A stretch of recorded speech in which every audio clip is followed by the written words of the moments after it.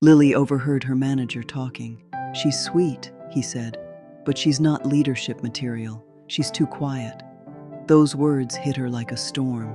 Too quiet to lead, too quiet to grow. In a quiet town in America where everyone seemed to know everyone, lived a young woman named Lily.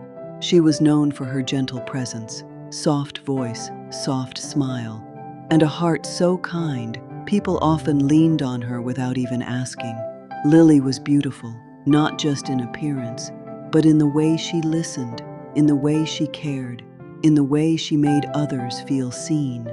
But there was one thing about Lily that no one really noticed. She was always quiet, not because she had nothing to say, but because she believed her voice didn't matter as much as others. Lily worked at a small local cafe in town.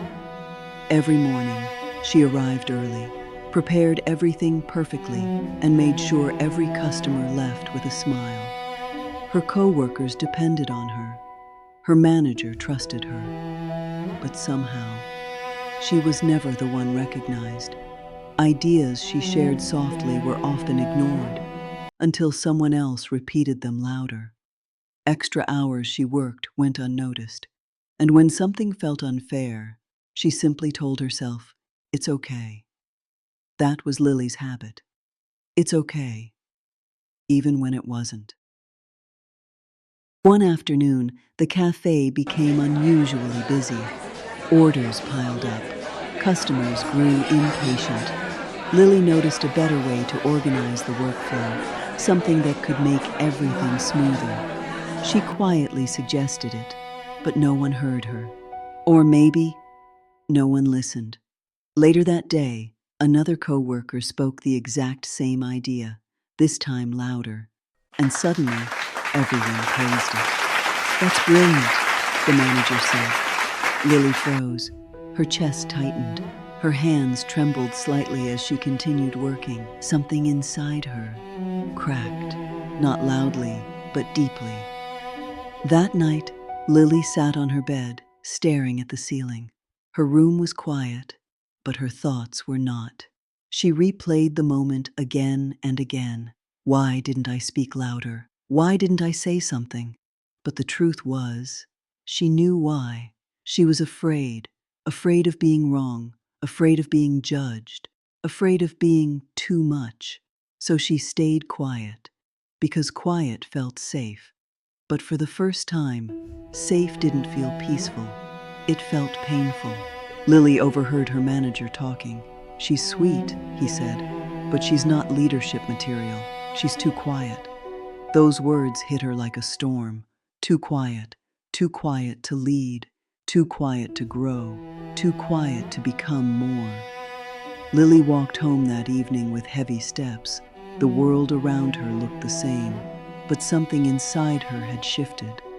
When she reached home, she stood in front of the mirror. She looked at her reflection for a long time. Her eyes were gentle, but tired.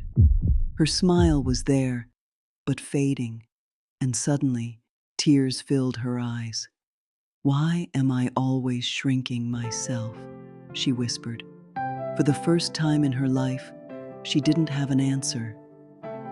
The next morning, Lily woke up differently, not louder, not bolder, but aware that something had to change. At work, the cafe became busy again. Orders, noise, chaos, and once again, a problem appeared.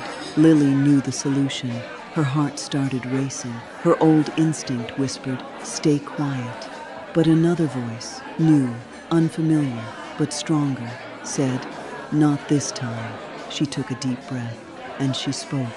"Hey, I think we can fix this by grouping the orders first." Her voice was still soft, but this time it didn't disappear. People turned, they listened, and something unexpected happened. They followed. The system worked. The chaos slowed. The energy shifted. And for the first time, Lily didn't feel invisible. Days passed, and Lily began to change in small, powerful ways. When she had ideas, she shared them. When something felt unfair, she expressed it. When she felt overwhelmed, she didn't hide it. She didn't become loud. She became honest. And slowly, people noticed not just her kindness, but her strength. One afternoon, her manager called her aside. "I've been noticing you lately," he said. "You've really stepped up." Lily felt her heart race, this time, not from fear, but from something new, confidence. A few weeks later, an opportunity came. A team lead position opened in the cafe. Lily saw the announcement. Her first thought? "I'm not ready." Her old fear returned, but then she remembered the mirror. She remembered the girl she almost lost, and she asked herself one question. If not now, then when? With trembling hands, she applied. The day of the decision arrived. Lily stood in front of her manager, waiting. "You've always been hardworking," he said. "But what impressed me the most is how you found your voice." He smiled. "We'd like you to take the role." Lily's eyes filled with tears, not from sadness, but from growth, from becoming, from choosing herself. That evening, Lily walked home under the golden sunset, the same town, the same streets, but she felt different, stronger, lighter, whole. She realized something powerful. She didn't need to be loud to be seen. She didn't need to fight to be heard. She only needed to stop silencing herself.